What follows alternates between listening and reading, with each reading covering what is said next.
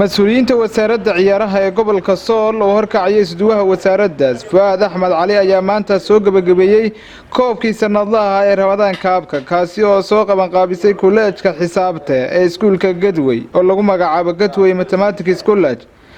koobkan waxaa ka soo qayb galay 8 kooxood oo ka tirsan kolleejkaasi. finalka koobkana waxaa isku yimid labada kooxood ee SYL iyo Horseed waxaana ka soo qayb galay ciyaartaasi isduwaha wasaaradda ciyaaraha iyo sidoo kale injineer Maxamed Jaamac Sahal iyo sidoo kale macallimiin iyo ciyaartoyda hore ee gobolka Sool.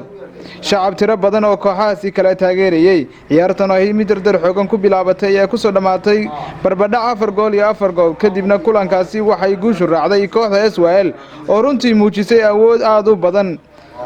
ugu dambeyntii waxaa xusud mudan guddi soo qaban qaabisay koobkaasi oo uu horeeyo maamulka kuleejka Sayid Maxamed Cabdulla Xasan ahna barbaariyaha dhalinta una taagan markasta inuu soo saaro jiil aqoon leh ayaa goreyn halkaasi ka hadlay.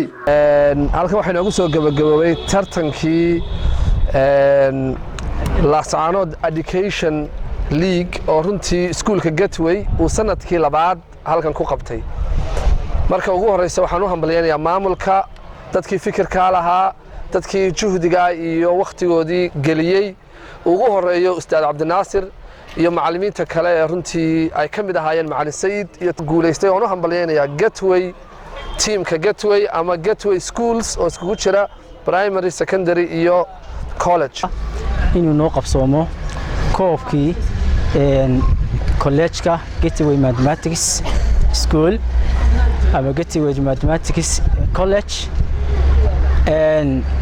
koobkaas oo soo bilowday bishii shanaad 10keedii runtiina socday intii Ramadaantii lagu guda jiray.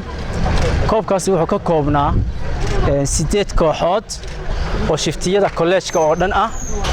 8 kooxood waxay ciyaareen 35 game. maanta waxaan taaganahay finalkii. labada kooxood ee finalka taagan waxa la kala yiraahdaa Daraawish iyo Horseed. runtii waxaan aad ugu faraxsanahay haddaan nahay bahda Gateway inaanu soo saarno dad ka dhisan xaqii aqoonta iyo dad ka dhisan xaqii physical educationka. hal qodob baa kale ka wasaaradahan anaga faa'iido weyn bay noo tahay tartankani waayo anagana faa'iido noogu jirta waxay tahay waxaan noo imaanaya dad aqoon leh background noogu imaanaya oo aqoon ahaan ka dhisan.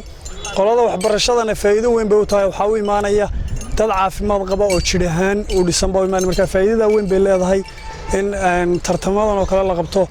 farxad weyn bay tahay inaan galabta aan ka soo qayb galo koob bisha Ramadaan u soo socday ardayda dhigata collegeka Gateway Mathematicska.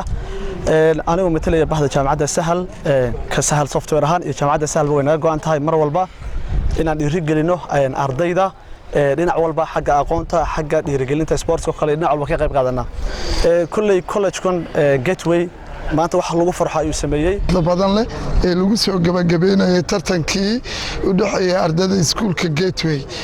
cududii caafimaad leh ayaa wax baran karta marka aad iyo aad baan ugu bogaadinayaa dhammaan dhalinyarada.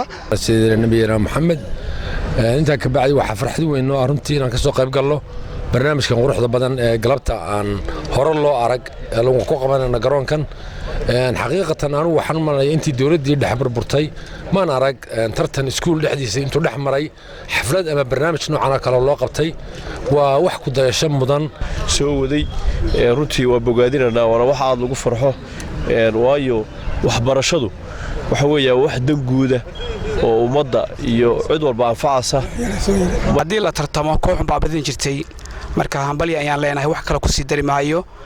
kooxdii guuleysatay labada way guuleysteen baa la oran karaa marka insha Allah ta'ala dadaalkiina halka ka sii wada ayaanu leenahay. dhalinyaraduna jir caafimaad qaba iyo maskax caafimaad qabta ayaa wax soo saari karta.